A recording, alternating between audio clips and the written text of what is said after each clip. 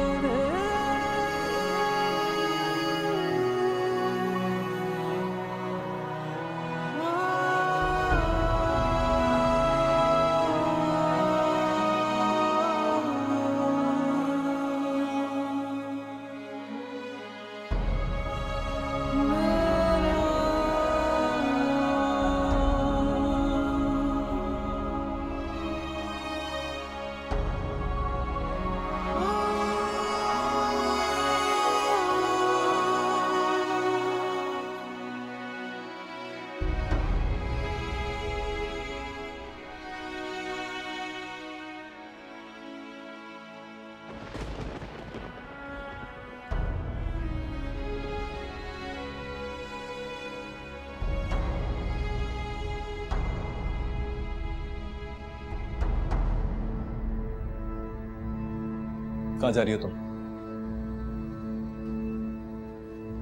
मैं तुमसे पूछ रहा हूं सिला, कहां जा रही हो तुम? मैं यहाँ से जा रही हूँ। क्या बेवकूफी की बातें कर रही हो सिला? क्या पागल बनेगी? और ये क्या? हाथ मत लगाना, इसमें मेरे बच्चे की चीज है, छूना भी मत इसे। मेरी बात सुन, अफान मेरा भी बच्चा था। तुम इस तरह क्यों रिएक्ट कर रही हो जैसे उसका सारा गम, सारा दुख सिर्फ तुम्हें, मुझे कोई एहसास नहीं है, कोई तकलीफ नहीं है।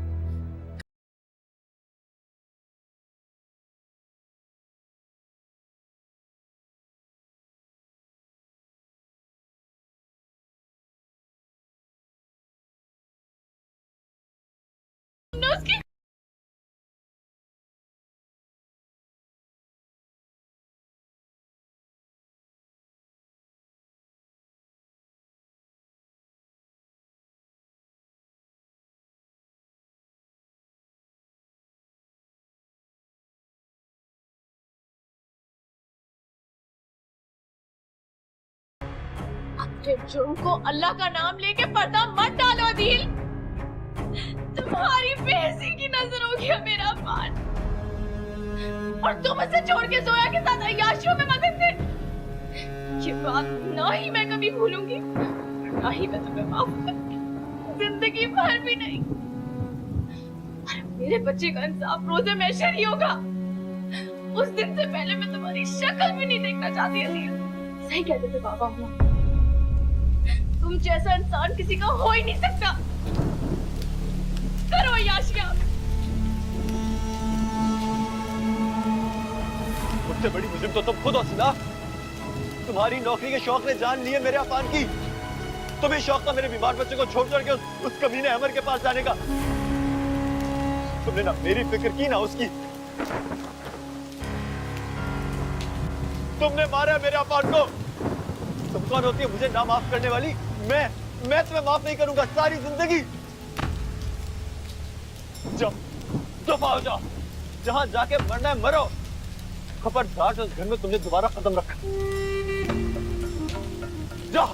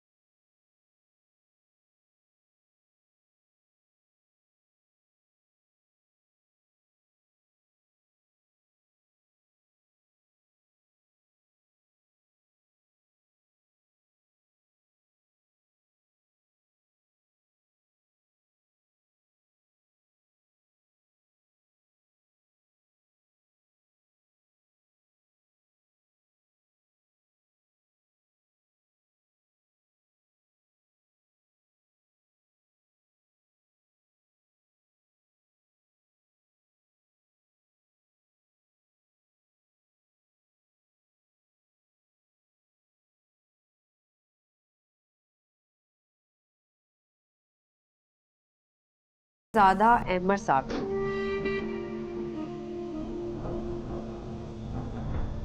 वो तुमसे प्यार जरूर करती थी अदील, लेकिन सिर्फ उस वक्त तक जब तक अहमद उसकी जिंदगी में नहीं आया।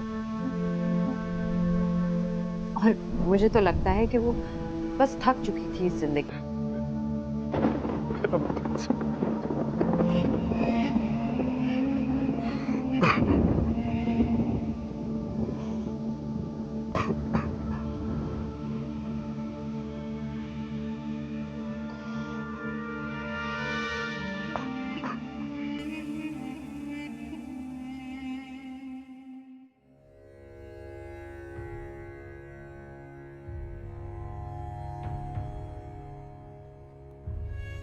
बाबा, बाबा, बात सुनो जल्दी।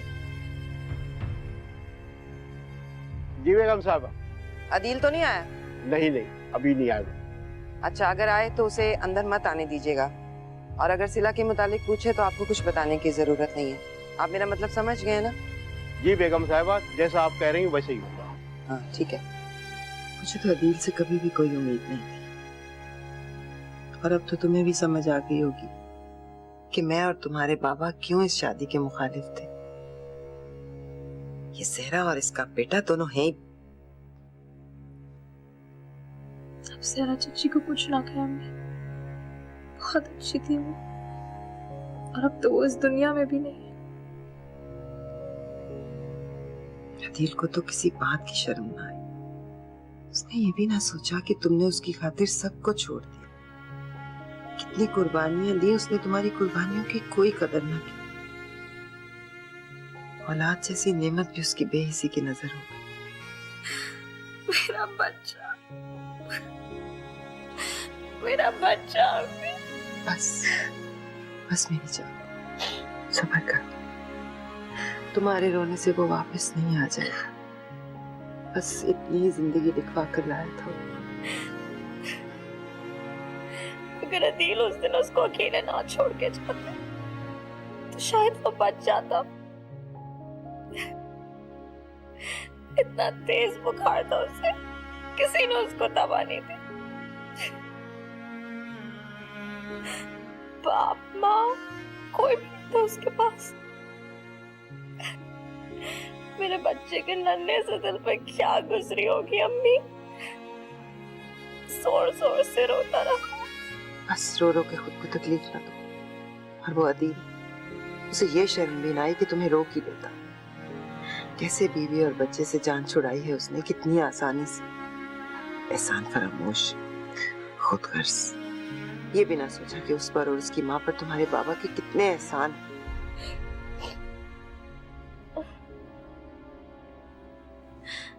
बाबा के बारे में मुझे कुछ पता है?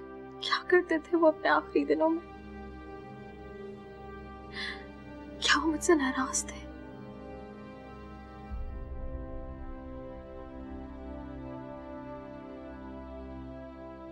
ये जमान साहब की वसीयत थी कि उनके इंतकाल के बाद मैं पाकिस्तान से आके आपको इस सारी बात से आगाह कर दूं। उनके तमाम बिजनेस और तमाम प्रॉपर्टी में ज्यादातर हिस्सा सिला के नाम पर है, और आपके नाम पर जो कुछ है वो भी आप उस वक्त तक नहीं ले सकती जब तक आप सिला से मिल के उसे सब कुछ हैंड ओवर ना कर दें।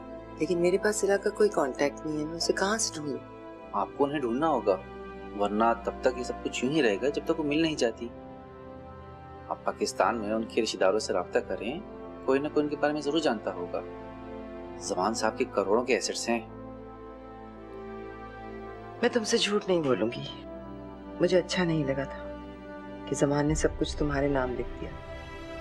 मैं नहीं चाहती थी कि तुम्हें उसकी विरासत में से कुछ भी मिले। मुझे हमेशा इस बात का दुख रहेगा कि मैंने आपका और बाबा का दिल दुखाया। आपका हक बनता था कि आप लोग मुझ पे गुस्सा हुए, नाराज हुए, मेरी शक्ल भी ना देखे।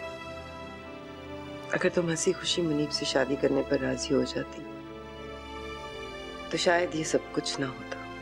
मैं मुनीब से शादी नहीं कर सकती थी अम्मी। अच्छा चलो, जो होना था वो तो हो गया। खुदा का शुक्र है कि तुम्हारे बाबा ने मुझे और खुद को एक बहुत बड़े गुनाह से बचाया। तुम जमान की शरई वारिस हो। किसी शरई वारिस को उसकी विरासत से महरूम करना बहुत बड़ा गुनाह है। शुक्र है कि हम इतनी बड़ी नाइंसाफी से बच गए।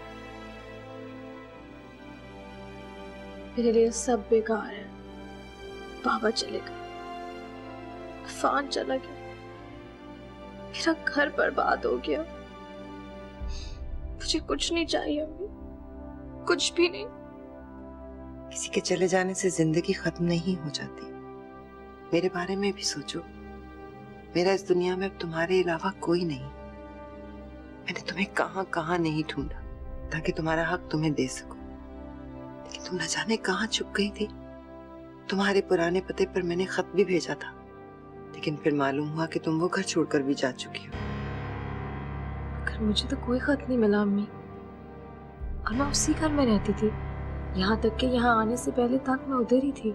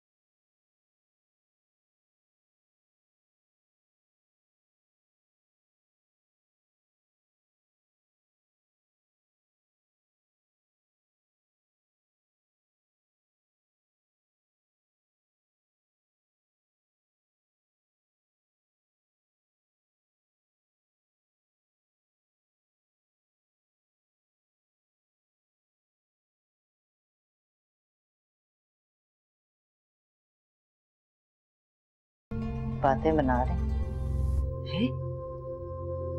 कैसी बातें बना रहे हो? यही कि वो अचानक इस तरह घर छोड़ के क्यों चली गई। अभी सईदा मिली थी मुझे दुकान पे,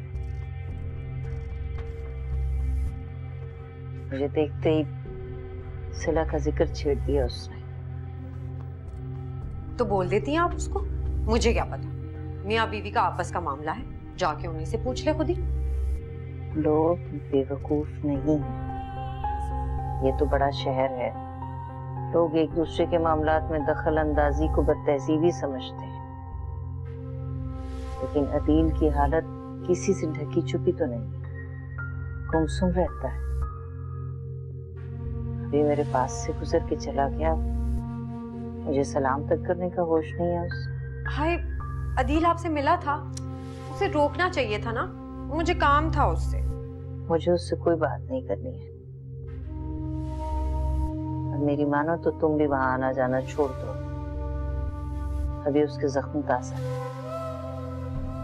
और ये जो तुम करना चाह रही हो ना, ये भी इतनी जल्दी मुमकिन नहीं है। यही तो वक्त है, जख्म जब ताजा हो तभी तो उन पे मरहम लगाया जाता है। जब जख्म भर जाए तो फिर बहुत देर हो जाती है, और मैं ये देर नहीं होने दूंगी।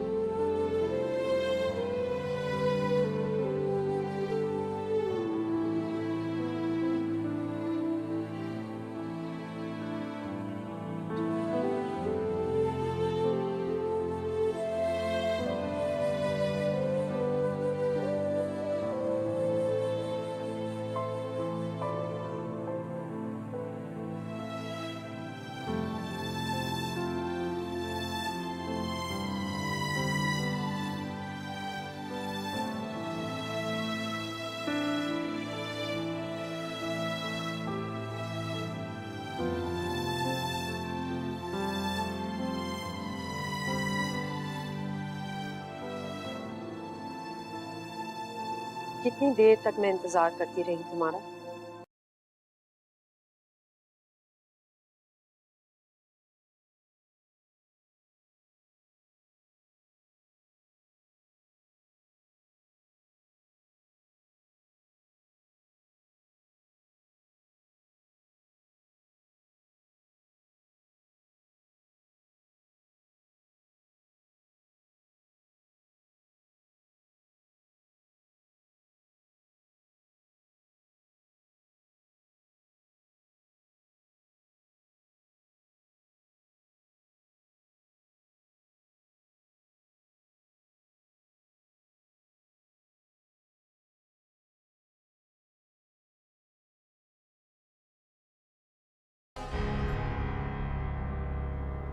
तुम क्यों आई हो यहाँ पे?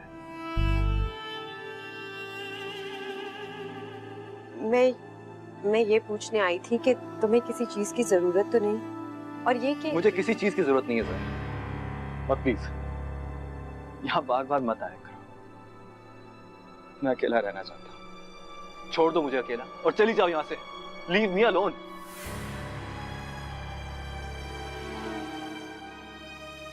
जितना गुस्सा तुम्हें निकालना है निकाल दो मुझ पे। जितनी करवाहट, जितनी घुटन है ना, सब बाहर निकाल फेंको। लेकिन सिला ने जो तुम्हारे अंदर जहर उतारा है ना, सबसे पहले उसे बाहर फेंको। रहम करो खुद पर अदील। आजाद करो खुद को उसके आसेब से।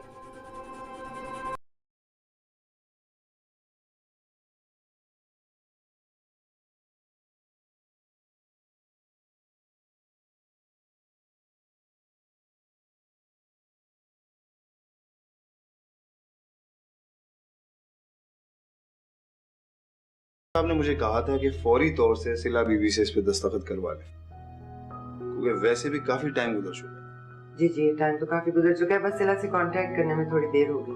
हमारे कुछ फैमिली प्रॉब्लम्स थे। खैर अब तो सब ठीक है, अल्लाह का शुक्र है। सिला को मैं फिर यही बुला लेती हूँ।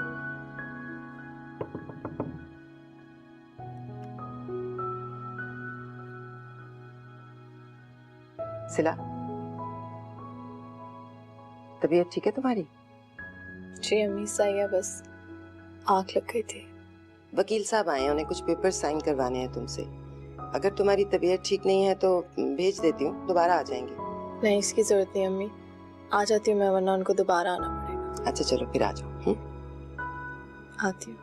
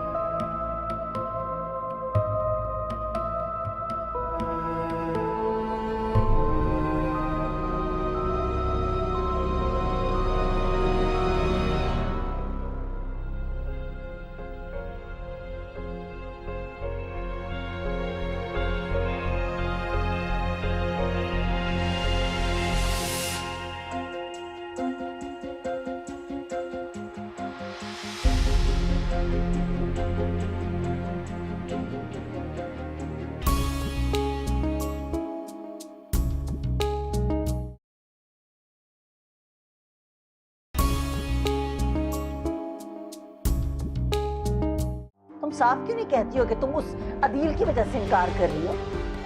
उसी का इंतजार है ना तुम्हें? हाँ है, उसी का इंतजार है मुझे। उसके अलावा मुझे और किसी से शादी नहीं करनी। अकेले तो तुम भी हो बेटा। मैं कहाँ अकेला होता हूँ बाबा, इतने लोग होते हैं मेरे इर्द गिर्द। कभी कभी तो मैं अपना आप भी भूल जाता हूँ। अच्छा, बाकी खाने पीने का नहीं, किसी चीज का होश ही नहीं है तुम्हें। पता नहीं क्या होता जा रहा है तुम्हें। उससे शादी करोगी जोया? बड़ी परेशान हूँ, उसको मैं ये खबर कैसे सुनाऊंगी। बहुत शदीद डिप्रेशन का शिकार है।